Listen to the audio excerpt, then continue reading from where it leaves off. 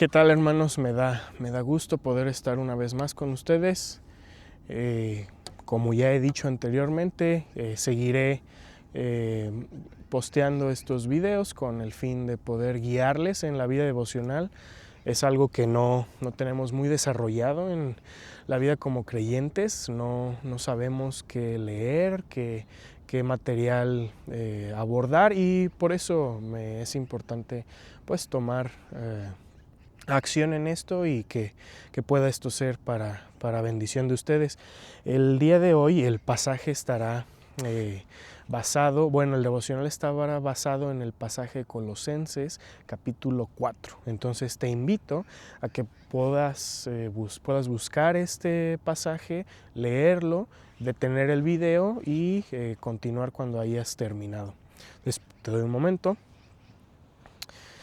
Bueno, si ya lo has hecho, recordemos que esta carta del apóstol Pablo, específicamente en este pasaje, pues ya está terminando su discurso hacia la iglesia de Colosas. Esta carta se entiende que fue escrita por el apóstol en Roma cuando estaba en detención, encarcelado o en lo que se tomaría como que encarcelamiento domiciliario, por así decirlo. Entonces, pues ese es el contexto, es del apóstol Pablo, y está atacando la carta pues a una problemática específica del tiempo y de la situación de la región de Colosas, en donde había pues filosofías externas afectando al cuerpo de Cristo. Saben, creo que en Occidente y un poquito más específico en Latinoamérica, creo que muchas veces vivimos una fe cristiana con muchas deficiencias. Una de ellas, por ejemplo, es la vida devocional, por supuesto. Pero algo que he notado es, a Dios gracias, he podido tener la oportunidad de platicar y de ser usado por el Señor para traer gente a Él y que puedan rendirse a su señorío. Muchas veces en el platicar con estas personas me llegan a compartir que cuántas malas experiencias han tenido por causa de cristianos o religiosos en sus familias. Me llegan a decir, ay, es que mi abuelo o mi abuela, sí, siempre en la iglesia, puntualitos y nunca faltaron, pero bien agresivísimos, y no solo agresivos, sino que también denostaban o hacían menos a las personas. O también, ay, no, mi tía, siempre diciéndome y condenándome que me iba a ir al infierno en cualquier oportunidad que tenía a la hora de compartir mi situación. O, no, hombre, mis primos, híjole, me invitaban a la iglesia, pero a las actividades, a sus ministerios juveniles, pero me daban unas maltratadas y me buleaban. No, pues por eso se me hacía muy difícil considerar este camino. Y es increíble, hermanos, cuán culpables muchas veces somos de obstaculizar el trabajo de Cristo. Y nuestras actitudes religiosas muchas veces son buenas solamente para echar a perder los buenos momentos de aquellos a los que realmente deberíamos estar testificando y que están a nuestro alrededor. Y todavía lamentablemente nos llegamos a preguntar, ¿por qué nunca he evangelizado a alguien? ¿Cómo nunca he traído a nadie ante el Señor? El apóstol Pablo, a través de este pasaje, específicamente quiero tomar los versículos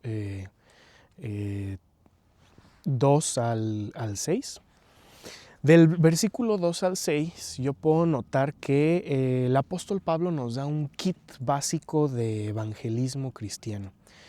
Y este kit está conformado por dos herramientas muy importantes. Uno, la oración, y dos, la convivencia con los demás.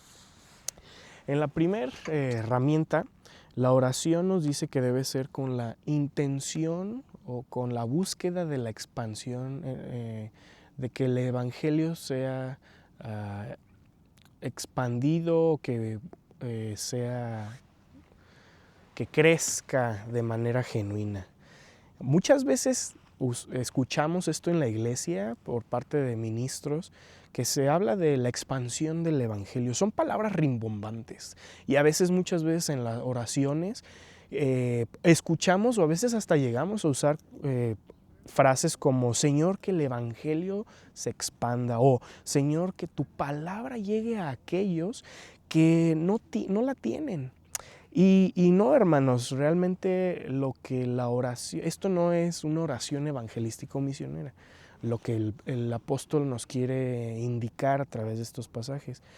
Lo que el apóstol Pablo nos indica es que la oración de este tipo debe, primero, tener una intención, y dos, tener un emisor o un receptor.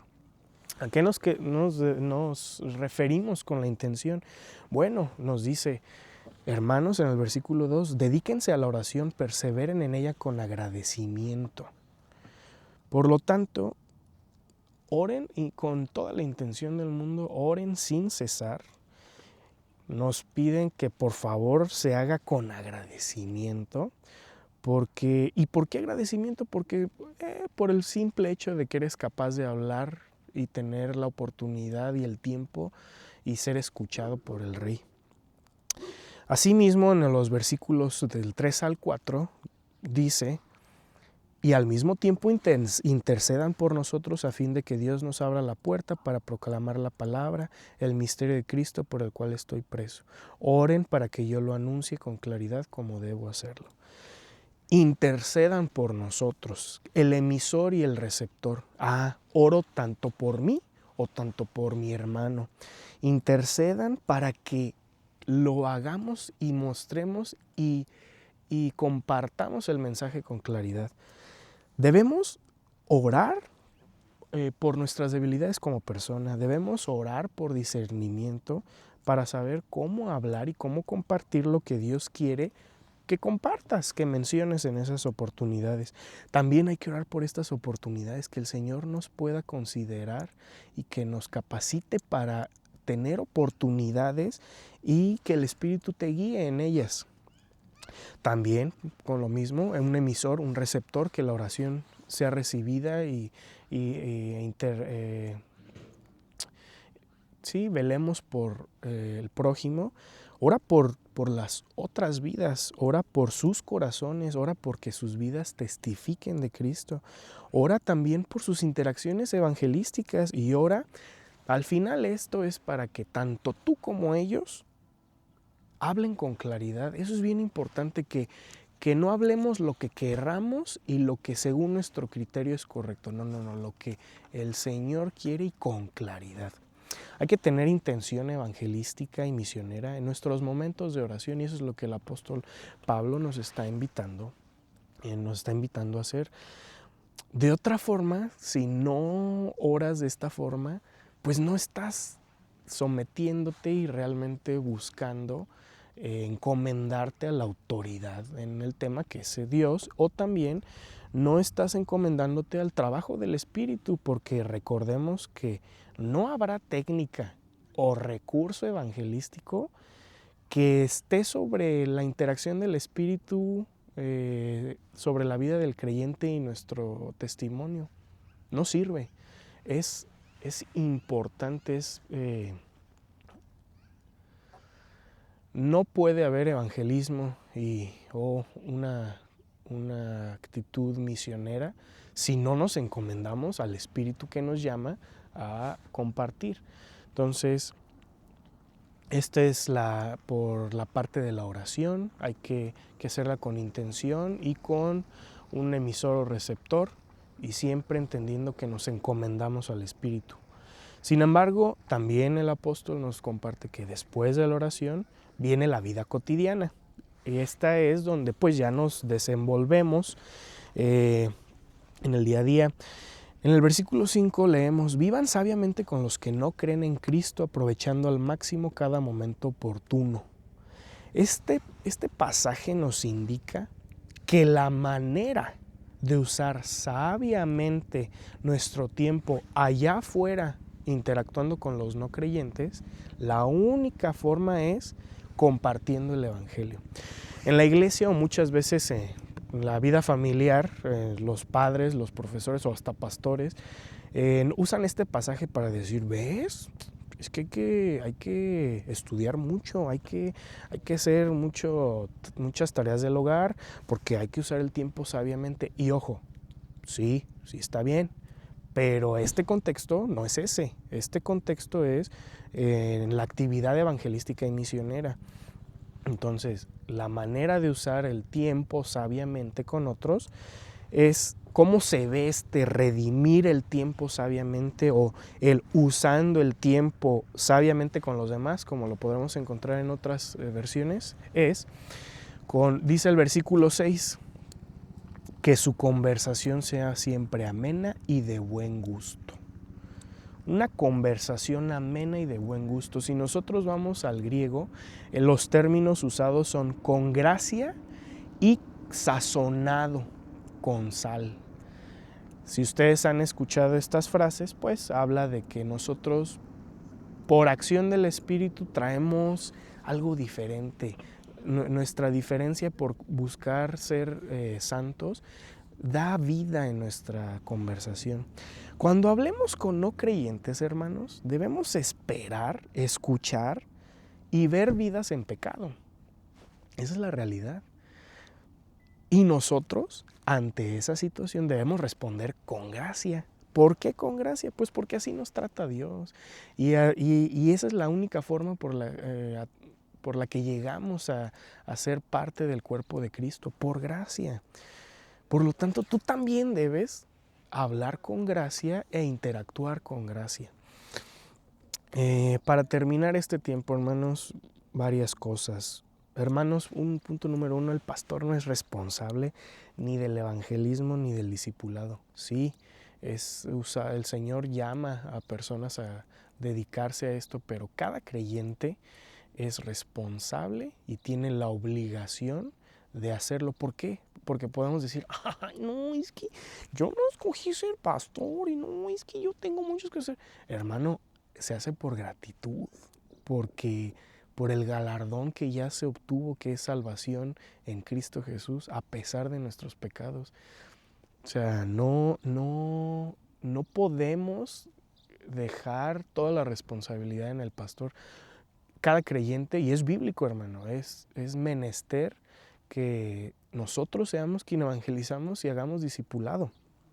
Ok, si no evangelizamos y no tenemos un fruto en esta parte, pues también chequemos nuestra forma tanto de hablar y también la forma de abordar y compartir nuestra fe con otros. Hay que ver si al abordar y compartir nuestra fe lo hacemos desde la humildad o desde la soberbia, desde el orgullo. De la misma forma, velemos en oración constante, hermanos, por aquellas oportunidades que el Señor pueda poner delante de nosotros, y también, no solo de nosotros, sino también en el prójimo, en mi otro hermano, también observar sus interacciones y pedir por que pueda hablar con claridad, como el apóstol Pablo lo hizo, se lo pidió a Colosenses. Hermanos, hay que recordar que somos un cuerpo, y un cuerpo activo que comparte vida. No se hace el miembro que obstaculice al Señor. No se hace el miembro que comparta muerte o enfermedad. Comparte vida en tu hablar y en tus interacciones, hermanos. Vamos a orar. Y tu Señor, te alabamos y te agradecemos. Podemos ser parte de este cuerpo, Señor, podemos ser parte de tu misión, Señor, pero a veces lo hacemos mal, muchas veces lo hacemos mal y no sabemos cómo arreglarlo. Padre, guíanos, danos la capacidad de hablar con gracia, con sabor, Señor, ayúdanos a hacer luz, Padre, una luz genuina. Y Padre, que siempre nuestras acciones, nuestro pensar, nuestro sentir hacia los demás alaben y glorifiquen tu nombre, Señor. Gracias por todo, bendícenos y ayúdanos a crecer En nombre de Cristo Jesús, amén. Que Dios les bendiga, hermanos.